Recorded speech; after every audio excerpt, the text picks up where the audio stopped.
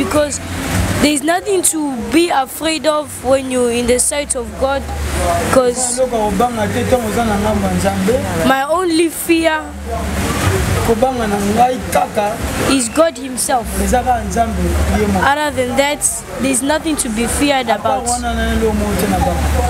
Comment pour nini parce que docteur on a l'église mususu oye bateke ba osenga mutu offrande, mais dans notre église au moins na ba banda nana opambola nzambe na $1000. Ça arrive mutu nyonso déjà eba ngalo na okena na $5 na ebi ki ba banda na $1000 ba kitarati na $5. Comment ça vous fait en tant que prophète, en tant que pasteur? Est-ce que eloko domaine wana boko ko longola ngote et comment ko sala soni na moi vesa biki et voilà. Well, there are many people, not only here, some people by many countries. There are people also. I'll try my best in the next channel. I will give you their testimonies. If they can and they proceed.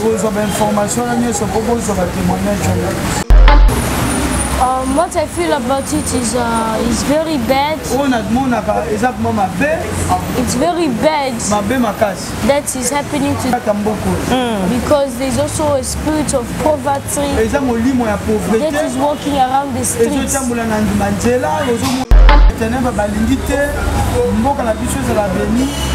combattre ba foyer na ba famille. Donc il cause ya combat familial. Et nous sommes dans un monde de défense et côté en profondeur. C'est ça parce que ba famille belé ba divorce c'est ça mimi. Et puis ba divorce et puis c'est cause ya bana ba koma ba chege. Voilà, comme je vous dis chaque fois, c'est bien mon Maboli, importante, la première dame de la presse, autrement dit, un tel de la YouTube, un tel de la Bango, tout vraiment abonnez-vous dans notre chaîne qui s'est motivé de notre boss Junior Diazo, un homme bien, un homme doux, un homme très calme. Voilà, Naïpebino, Nicolo et Zamaramunion, par rapport à l'actualité, par rapport à Bonzambé, vraiment, on est avec vous, tous autres qui sont dans le Bolobaki. Il faut beaucoup de Bonzambé, beaucoup de Ramaramunion, parce que le peuple de Dieu est à peine un poste, il y a les soumis dans Ramaramunion surtout. Voilà quand on essaie de Nicolo et dans les power. Nicolo est à power. Il y a vraiment de briller par un Afrique du Sud. Il faut changer mon éducation à Bana. Il faut changer mon Macamboué dans le Congo. Et donc, il y a moi parce que ça nous arrive parfois, il y a un prophète, tellement que la prophète va vraiment dans le couteau, moi, je suis vie à fraîche. Je vis avant moi, avant nous l'élengue, oh là, oh là, yo mon l'air aux Hollandais, et tu sens que, et où ta carte n'est, tu sens pas que, adon Luka, et donc où ta carte n'est, voilà, on a des témoignages pour naïe, et on dit l'autre, on a et l'autre, le vide, les émissions, les lots, ils ont juste, tu vois, on a vraiment la sujet, l'apport de l'église dans l'éducation des enfants, voilà un peu, parce qu'il y a un élève, il y a un moine, tout aux accords, mon caméraman, nanga vraiment qui est Dieu de un garçon bien poli, et ça l'a bien. Bonjour Pawa. Bonjour. Tu vas bien? Oui. Comment était ta journée? Bien. Très bien. Bon Pawa, j'étais avec toi l'autre fois. Voilà un peu, j'avais oublié de te poser la question, comment ça t'est fait de passer dans notre émission chaque fois aux Obanga TV, hein, public, Obanga Bafante. How did you go? Did you see when you pass through these channels? Are you not afraid? Are you happy? I'm not afraid. I'm happy because there's nothing to be afraid of when you're in the sight of God, because my only fear is God Himself. Other than that, there's nothing to be feared about. Ok, à part Wana et Laurent Bangata, Nzambe, ceux qui Nzambe le loi tiki on devine donc et là vraiment tombé voilà un peu. Pawa, le tolo de l'apport il y a église par rapport aux éducations et à Bana. Pawa, tu es encore trop jeune. Apport nini par rapport à l'éducation à Bana, on a Bana besoin évoluer les lois dans Congo parce que yo uchi Congo te, aux acquis en Afrique du Sud. Est-ce que nengo yé na Congo, nengo so mon évolution et éducation à bana. Oh, ezolo belo nini. We want to see to let you just to ask you a question. You coming from South Africa, you see the children here in Kinshasa. How did you think about that? When you look up to the children around here, compare in the way you come from. Well, I know that the way I study differently is differently the way I come here. Because their more classes are like free. And they give children many ways of learning that side. Through computers too. But here they're not paying teachers good salary. The school environment is not good. And the most important thing is in schools here they lack materials. They lack material. They don't have okay. That is what So, voilà un peu, merci beaucoup Pawa Magé au répondre vraiment de ton ligne la quitter. C'est comme si on comprend vraiment question mais c'est pas grave. Pawa, tu es ici au Congo, juste pour soutenir le ministère de ton père. Mais ce qui n'a pas été Pawa, là-bas en Afrique, j'avais aussi un ministère, non? Je pense que oui, non? Working under the ministry that side. That side is like, let's just say, my beginning was actually like there. I was not like having a ministry there. Ministère appelle nanga et bandagi kuna, mais les alaki ministère était indépendant. Bandagi ministère nanga But for me to start my ministry was for me traveling. Okay. Is when I started my. Okay. That is what happened. Merci beaucoup Pawa. Donc bandage du ministère depuis Afrique du Sud, yango kitaki comme voyager, voyez côté raté aka. Pawa, est-ce que bandage ministère na yoana? Et arrive à peine, et arrive à peine, tout le monde a le beau pour Nzambe, donc on dit comme témoignage, le beau pour Nzambe, hein, mais moi, et l'eau, moi, et Salamikat na bon Nzambe. Anybody see the hand of God through? Montamona le beau pour Nzambe, n'est à témoigner car il a moi vesa biki et voilà. Well, there are many people, not only here, some people by many countries. There are people also. I'll try my best in the next channel. I will give you their testimonies. If they can and they proceed. Oh, ok, voilà un peu. Mais plus l'apport de l'église dans l'éducation des enfants. Les autres hommes ont basta dans Nzambe va comme belé hein. Now we see a lot of pastors. Il y a de prophètes. Il y a de pasteurs. Ba tout de belé ba sort na basta ba maman mbikudi ba voyant ba te belé. Mais different types. Kotala na l'église na biso ya lelo. Bato bazo pambwa mamingi eza bango nde ba leader ba pasteur. For those who are blessed is more is a pastor. Mais non, question nga eza boye pa. Pourquoi ba pasteur wana bazo mona loboko ya Nzambe? Soto ke nango normal baza ba riche, ba comme na ba moyen. Mais biso bato toza boye. Tozo ko pambola mate na canal ya ba pasteur wana. Qu'est-ce qui fait que bango ba sunga peuple de Dieu te? Why not those pastors that rich that is also blessed, help the population, the people of God? That question, I leave it to my father to answer. Nalingaki papa a répondre à la question. Because him is more wise and mature. Par rapport à la sagesse et la maturité. And him, he has also more experience. Par rapport à l'expérience. Of his ministry and spirits. Par rapport à ministère, he have more experience. So I leave you to answer this question. Répondez-moi, papa. En fait, question est claire. Il y a un pasteur rebelle au bazo à la béni, mais à part on a beaucoup ça. Na batu oyo baza na ba problème to ba non bazo soutenir batu bana nzambe te peuple de Dieu te.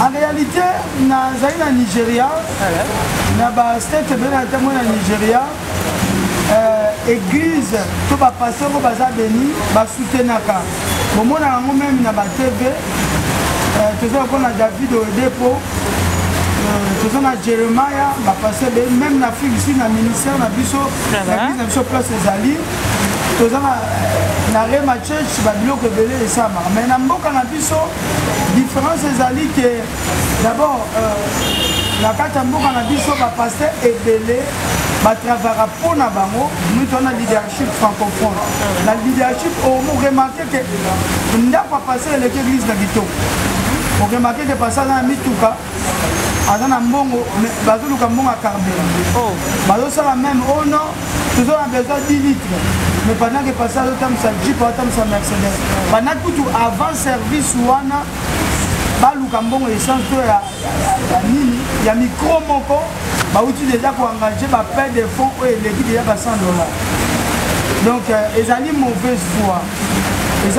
foi ezali philosophie au ba passer bazotambola yango na leadership ya mboka na biso ebele baza vraiment bapelé te un vrai appelé ndako ne liboso vine liboso ezalaka église. Lorsque nous parlons de l'église nous voyons l'âme tozomona oyo biso tobenga lingala bandimi et puis kolandisama na kati ya question nono abi ke baoyo mpe ya bien bazali me baza nde mingi te ngai nakolanse ndeko interpellation to na RSC l'église du Christ au Congo esengeli RSC ezala na organisation oyo mpe kokopesa apport en éducation personnellement na biso bapasteur ndeti biso boye tozali na moke tozwaka tolukaka mpe tosalisa donc voilà mais tokoloba te na 100% te mais eza na une petit groupe oyo mpe basalaka biloko ya kosalisa mpe bandimi mpe ya kosunga neti biso tona rakote moi le 25 décembre na jardin botanique oyo topesa bilamba biloko kolia tokendaka na kofunga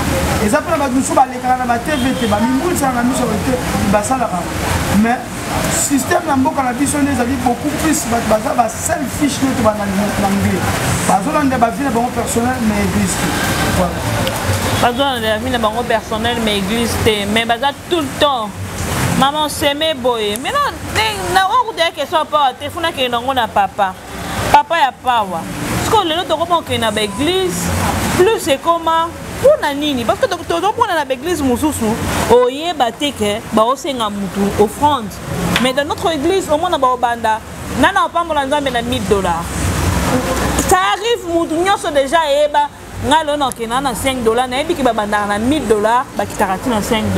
Comment ça vous fait en tant que prophète, en tant que pasteur?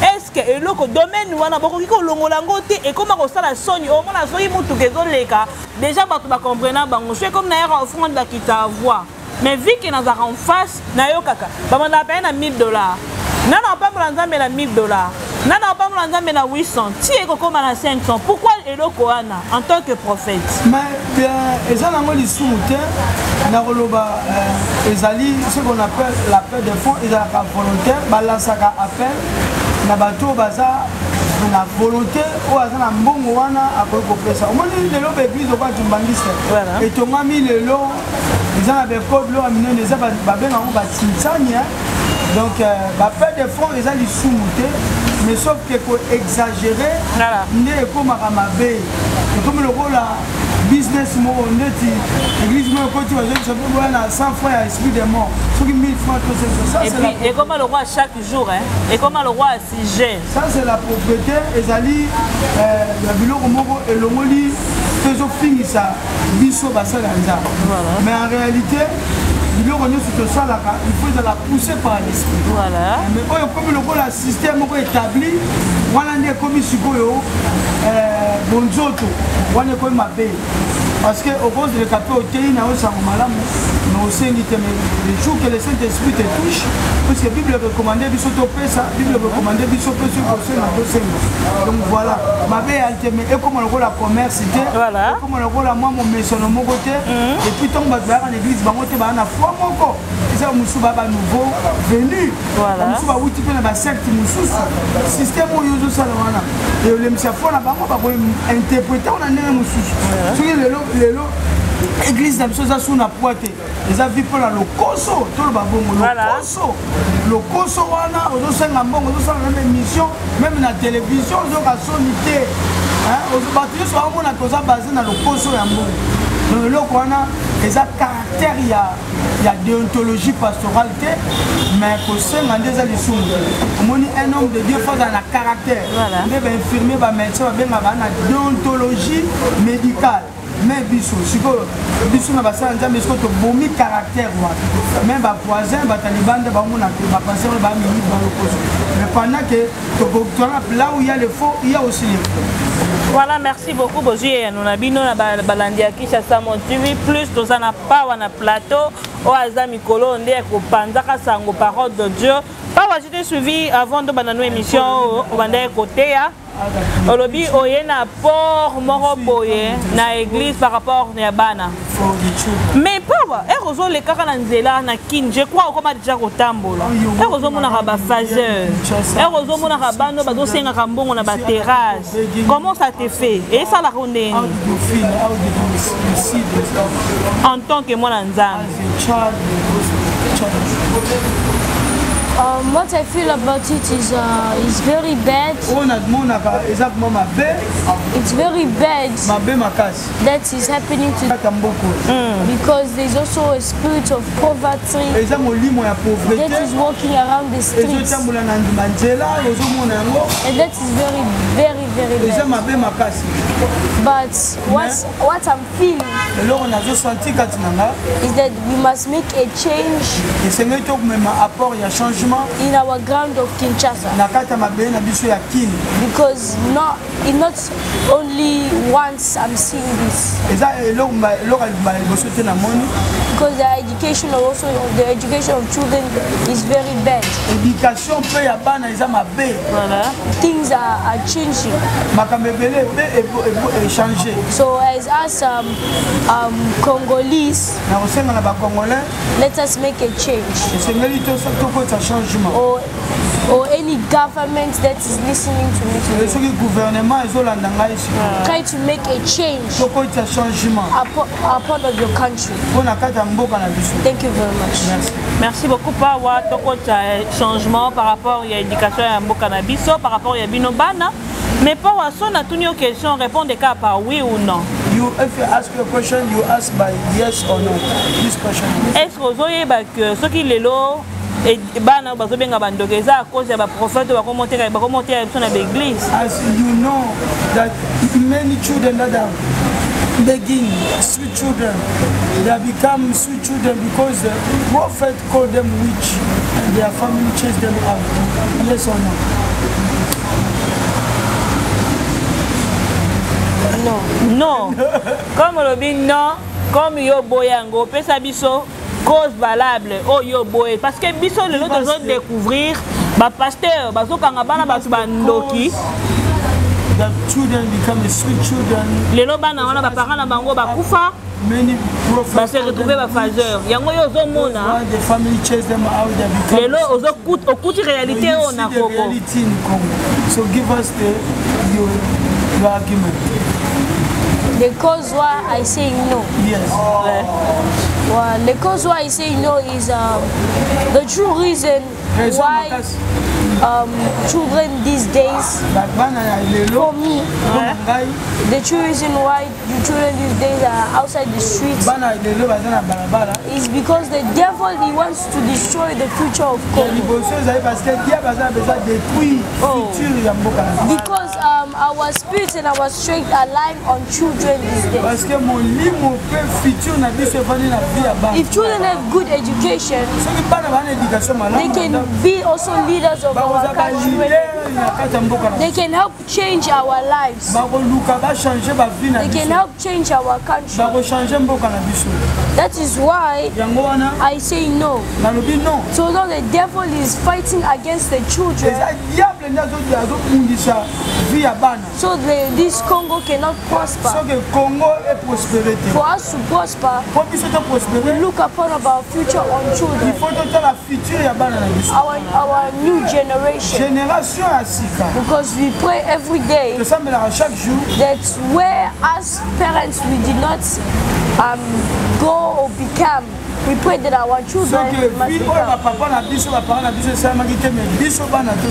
Voilà. Thank you very much. Merci beaucoup, Pawa. Par rapport à compléter, pourquoi le prophète par ingénieur à lobby et dit qu'il y a un problème, il y a diable. Donc le problème est cause majeure, le monde est ténèbres, l'unité, le monde à la bicheuse de l'avenir, pour combattre les foyers et les familles. Donc il y a une cause, il y a un combat familial. Et nous sommes dans un monde de délivrance et coach en profondeur.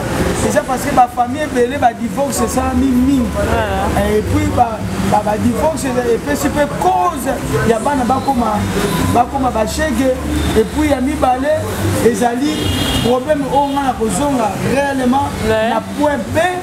La question est que les prophètes, les faux prophètes, vont contribuer à la destruction de la foyer et de la famille.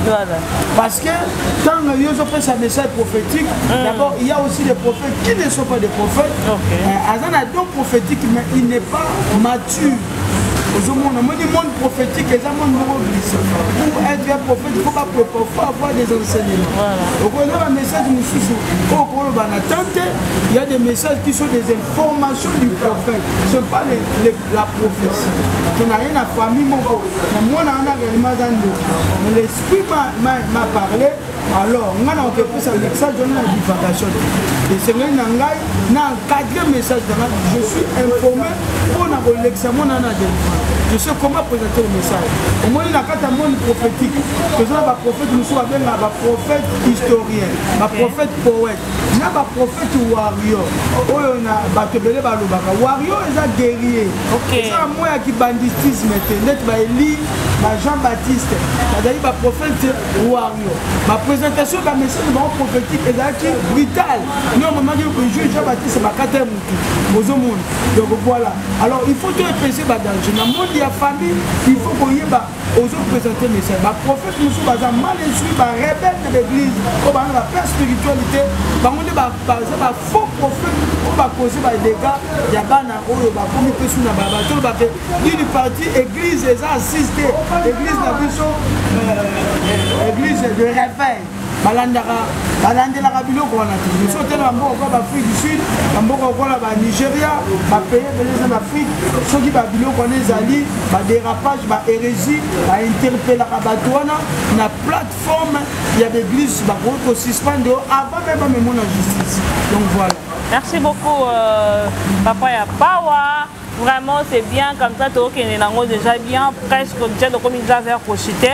Mais la zone qui est Papa Pawa, en tant que jeune prophète, comment reconnaître un bon pasteur? Neni to koye, parce que ngana zana kondima oh yo zolo, parce que non tu es encore fraîche. Neni koye, bah pour reconnaître un bon pasteur. Comment reconnaître un bon pasteur? Well, a true pastor. For us to be known, for me also to know pastors and respect them, my spirit must be in touch with them. My spirit must be connected with them. So now for me also, the Spirit of God. For some, for a prophet to preach, a true prophet, they use the Spirit of God. So now me, I must feel that Spirit of God that is inside me.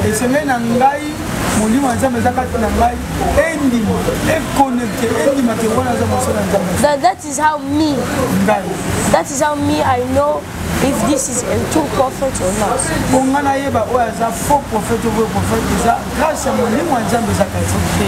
Okay. Voilà, merci vraiment à Pawa. Pawa na yoka ki okoloba ke bozo organiser loko moro boeza lokwa na date nini? You are trying to organize a program. When is that program? Oh, that is the 25th of December. That 25 December. It's a foundation that can help other children who are feeding them in the jardin botanique. That is voilà donc le 25 wana na jardin botanique na kata jardin botanique to bengisi bana de partout bien kaka to bengisi bana nyonso de l'église nyonso ta journée moko pour na biso ya komona ke ba famille ba sepelaka eza na poto na Amérique na ba famille na bango na bana bango et puis cette journée biso peut te préférer to sepela na bana nyonso mais plus particulièrement na ba enfants de la rue ba chege pour bango bino bazolia bango bazomela et bango bazolela papa kufa mama kufa aboka ke tom su libanda to récupérer bango tokolia na bango tokomela na bango et prophète Pawa a ressemblé. C'est lui qui va prêcher, je crois. He is going to preach. Ah, il y a la maman mais faut n'aille yoga Pawa. Parce que côté à Pawa donc ça la rendre tout malili. Donc je crois on a croire dans le ministère là. I believe on the ministry of the thank you. Merci. Voilà un peu donc comme presque na suka eza question mon akobo santé eza par rapport à l'oko pa loba ki na émission et ita koleka. Mais hier j'ai suivi que comme déjà tous on a suna bakash ne. Ça veut dire vent wana ya COVID-19 ezo ya lisusu makasi.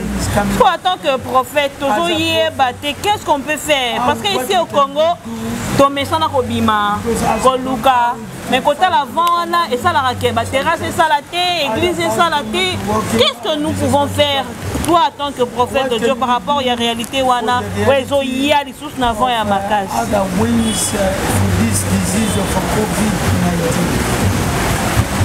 well this wind of COVID-19 nous peuple ya corona.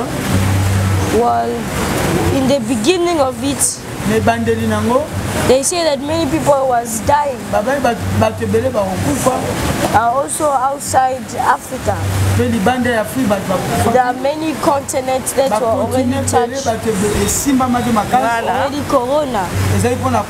But I believe we did not touch Africa. So now you just the same faith that we used in the beginning of corona. Let us have that faith again. We leave everything to Jesus Christ so He can help us. Because this month of December, we should not think about negative things. Let's think positive and enjoy our holidays. Voilà. That is what I say. Merci beaucoup Pawa de comme nous sommes vers la fin de notre émission. Je vous dis chaque fois, abonnez-vous dans notre chaîne Kinshasa Monde TV. Borolanda Marambouya bien, Borolanda Pawa Boé, Borolanda Actualité. Vraiment, je vous aime, je vous adore. Là, je salue ma grande sœur d'amour, Anna Kiazo, la de Lugano de Suisse, moi, la maman Nanga, Makila Nanga. J'ai salué encore Mamie Bobanda, je t'aime beaucoup, membre d'amour. Le Bakalanga toujours Zalaka posé, le Baka Malebe parce que c'est déjà nature. Bon, coup de chapeau à Karine Mokondi, 3 fois la baronne que j'aime bien. Bah, comme on a déjà vers la fin de notre mission. On a un message nini par rapport à Yamboka parce que naebi en coulisses ngana olobakalanga toujours maman Sarah Mboka na biso il faut boyer il faut boyer message no nini okoloba par rapport à Yamboka na biso Congo. Well, this country yes, too much battles. But I believe in God's side we can make a change together. Whoever is listening to me, if you love your country, then you must support my program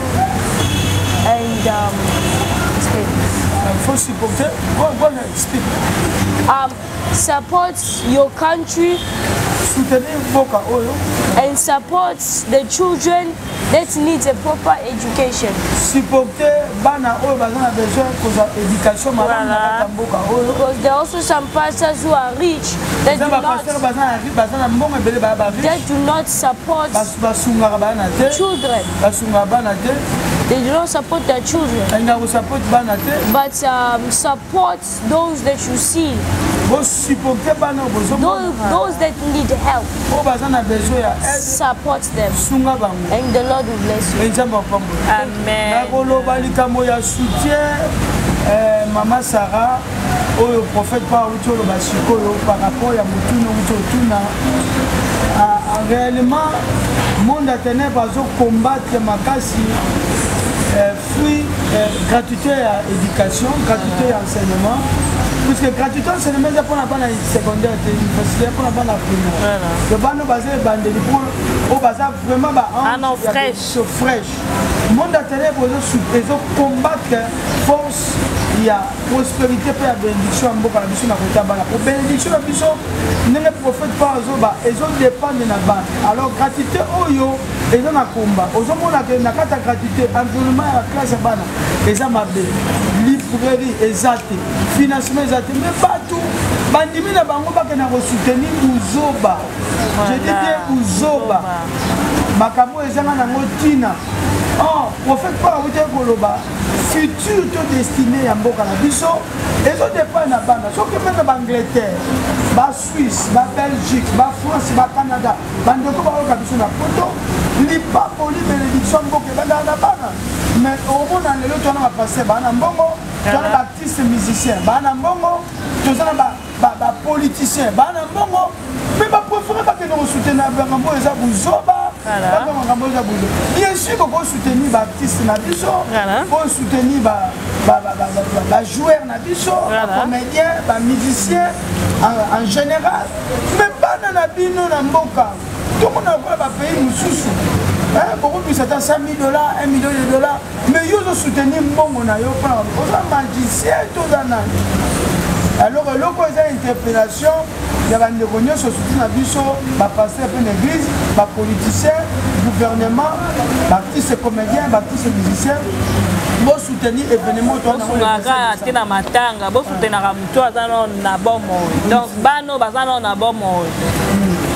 voilà un peu.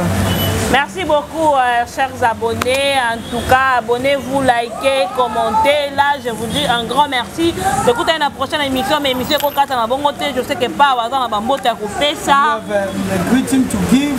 Il ne manque pas un numéro à lancer pour la matière, pour la message. I go to our phone number. Follow us.